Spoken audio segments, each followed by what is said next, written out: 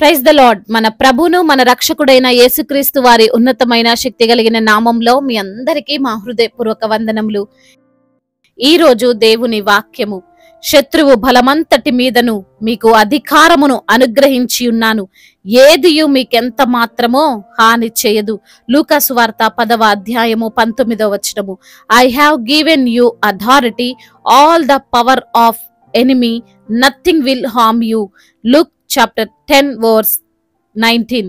ఈ రోజుకు గాను దేవుడు ఏర్పరచిన వాక్య భాగమును బట్టి ధ్యానించుకుందాము. ప్రియమైన సహోదరి సహోదరులారా, దేవుడు బిడ్డలమైనటువంటి మనకు దేవుడు అనుగ్రహించిన విశిష్టతను గూర్చి దేవుడు ఈ వాక్యము ద్వారా జ్ఞాపకం చేస్తున్నాడు. ఈ రోజున సమస్యల్లో ఉన్న మనకు, శోధనలతో సతమతమవుతున్నటువంటి మనకు తెలియని విషయం ఏమిటంటే, మనము శత్రువుల వంటి సమస్యలను ఎదిరించేంత అధికారము, అటువంటి ధన్యతను దేవుడు మనకిచ్చాడు. కాబట్టి ఏది కూడా మనల్ని ఏమి చేయలేదు. దేవునికి కలిగిన అధికారమును దేవుడు తప్పకుండా తన బిడ్డలైన మనకు అనుగ్రహిస్తాడు. ఉదాహరణకు, మనకేమైనా ఆస్తిపాస్తులు ఉన్నాయనుకోండి, లేదా ఏదైనా కంపెనీ ఉండి దానిలో మనము అధికారములో ఉన్నప్పుడు అటువంటి అధికారాన్ని మనము మన పిల్లలకి ఇస్తాం కదా. మనకు లోబడుతున్న మన క్రింద ఉద్యోగులు మన పిల్లలకు అధికారం ఇచ్చినప్పుడు వారికి కూడా తప్పక లోబడతారు కదా. అదే విధంగా మన దేవుడు మనకి కూడా తన అధికారమును, శత్రువులను జయించుటకిచ్చాడు. ఈ లోకము అంతటి మీద మన సృష్టికర్త అయినటువంటి తండ్రికి అధికారం ఉంది. ఆయన మాటకు పంచభూతాలు సైతమో లోబడాల్సిందే. అటువంటి తండ్రి అయినటువంటి దేవుణ్ణి మనం కలిగి ఉన్నాం కాబట్టి మనము దేనికి కూడా భయపడొద్దు. బైబిల్ లేఖనములు సెలవిస్తున్నాయి, బుద్ధి నిన్ను కాపాడును, వివేచన నీకు కావలి కాయును, ఆ దేశములో నేను నీకు క్షేమమును కలగజేసేదను, మీరు పండుకొనున్నప్పుడు ఎవడును మిమ్మును భయపెట్టడు, ఆ దేశములో దుష్ట మృగములు లేకుండా చేసేదను, మీ దేశములోనికి ఖడ్గము రాదు, మీరు మీ శత్రువులను తరిమేసెదరు అని. ప్రియమైన సహోదరి సహోదరులారా, మనం ఎక్కడున్నా, ఏ దేశంలో ఉన్నా మనము దేవుని బిడ్డలము. ఎవ్వరూ కూడా మనకు హాని తలపెట్టలేరు. ఏ రోగమైనా, ఏ సమస్య అయినా, ఏ ఉపద్రవమైనా మనల్ని ఏమి చేయలేదు. మనము యేసయ్య నామములో వాటిని ఆజ్ఞాపించినప్పుడు ఏదైనా సరే మన నుండి పారిపోవాల్సిందే. అసలు ఈ రోజు వాక్యము ఎవరు ఎవరికి చెప్పారు అని చూసుకున్నట్లయితే, ప్రభువైన యేసుక్రీస్తు వారు తన శిష్యులతో చెబుతున్నట్లుగా మనం గమనించవచ్చు. యేసయ్య వారికి స్వస్థపరచడానికి అధికారం ఇచ్చాడు. అదే విధంగా దయ్యములను వెళ్ళగొట్టడానికి కూడా అధికారం ఇచ్చాడు. మరి మీరు వెళ్ళండి, దేవుని సువార్తను ప్రకటించండి, మీకు ఏదియు ఎంత మాత్రమో హాని చేయదు, మీకు దయ్యములు కూడా లోబడి తీరుతాయని వారికి ధైర్యమును చెప్పి శిష్యులను పంపించాడు. ఈ రోజున ఈ యొక్క వాక్యమును వింటున్న ప్రియమైన సహోదరి సహోదరుడా, యేసును అనుసరిస్తున్న నీవు నేను కూడా యేసయ్య శిష్యులమే. వారికి ఏ విధంగా శత్రు బలంపై అధికారం ఇచ్చాడో మనకు కూడా మన శత్రు బలంపై అధికారం ఇచ్చాడు. ఆ విషయం తెలుసుకోలేకనే మనం కృంగిపోతున్నాం. శత్రు బలం అంటే ఏమిటి అని మనం చూసుకుంటే, మనకు విరోధంగా ఉండి మనల్ని ఇబ్బంది పెట్టే ఏదైనా మనకు శత్రువు వంటిదే కదా. అది మనుషులైనా, అది సమస్యలైనా, శ్రమలైనా, ఏవైనా కావచ్చు. వాటన్నిటిపై దేవుడు ఈ రోజున మనకు అధికారము అనుగ్రహించాడు. అటువంటి అధికారాన్ని పొందుకొని దేవుని కాపుదలలో నిత్యము జీవిస్తున్న మనము ఏం జరుగుతుంది అని భయపడాలి. ఎవరిని చూసి భయపడాలి? అందుకొరకే భక్తుడు ఈ విధంగా వ్రాస్తున్నాడు, నేను ఆపదలలో చిక్కుబడి ఉన్నను, నేను రక్షింపబడుదును, నా శత్రువులు కోపము నుండి నన్ను రక్షించుటకై నీవు నీ చెయ్యి చాపెదవు, నీ కుడి చెయ్యి నన్ను రక్షించును, దేవుడు నా పక్షముగా పోరాడును, నాకు ఎటువంటి హానియో కలగనివ్వడు. దేవుడు మనకు అధికారము ఇవ్వడం అంటే మరేమిటో కాదు, దేవుడు ఎప్పుడు మనలోనే నివసించడం. మరి మనతో పాటు మన యేసయ్య ఉంటే ఎవరైనా మనల్ని ఏమైనా చేయగలరా? ఏ రోగమైన మనకు హాని చేయగలదా? చేస్తుంటే ఆయన ఊరుకుంటాడా? తప్పకుండా మనల్ని రక్షిస్తాడు కదా. ప్రియమైన సహోదరి సహోదరుడా, నీవు కూడా వేటినో తలుచుకొని భయపడుతున్నావా? జరగబోయే భవిష్యత్తును దృష్టిలో పెట్టుకొని ఇప్పటి నుండే దిగులు పడుతున్నావా?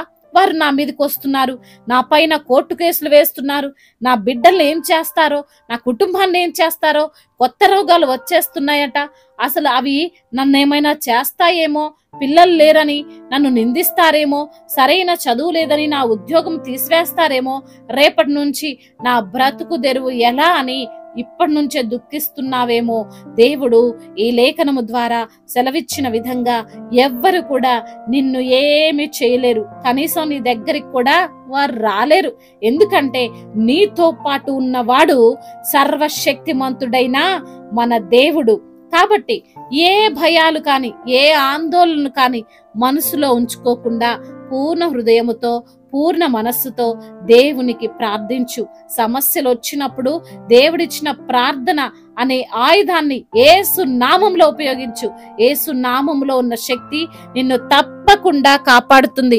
ఎటువంటి అనారోగ్యాలు, ఏ అపవాది కుతంత్రాలు, ఏ సమస్యలు, ఎంతటి అధికారము కలిగిన శత్రువైన యేసు నామానికున్న శక్తి ముందు నిలవలేరు. వారి బలము మన దేవుని బలముతో కొంత మాత్రము కూడా ఉండదు.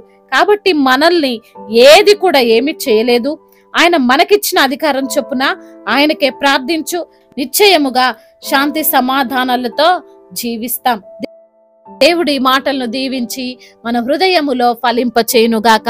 వాక్య భాగమును బట్టి ప్రార్థించుకుందాము. ప్రతి ఒక్కరు కూడా ప్రార్థనలో ఏకీభవించగలరు. ప్రార్థన. మహాశక్తి సంపన్నుడా, కృపా కనికరములు కలిగిన దేవా, జీవాధిపతి, మీకు స్తోత్రములయ్యా. నువ్వు ఉన్నవాడవు, అనువాడవు తండ్రి.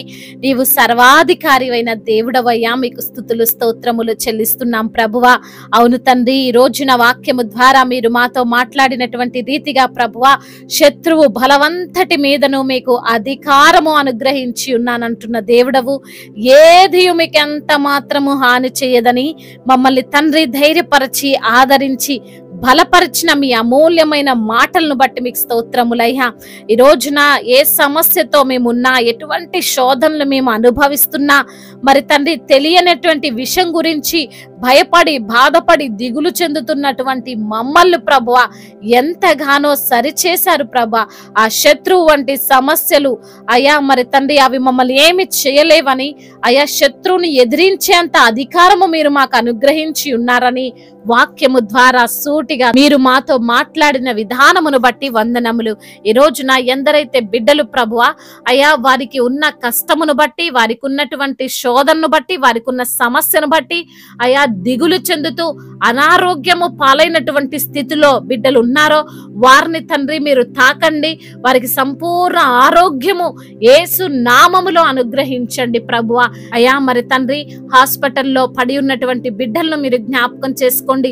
ఐసీలో ఉన్నటువంటి ప్రతి బిడ్డ వారి యొక్క మూలుగును కూడా మీరు విని వారికి సమాధానం అనుగ్రహించి స్వస్థతను అనుగ్రహించమని బ్రతిమిలాడుకుంటున్నామయ్యా. ఆర్థిక పరమైన ఇబ్బందుల నుండి బిడ్డలకు విడుదల దయచేయండి. అప్పుల సమస్యల నుండి విడుదలను అనుగ్రహించండి.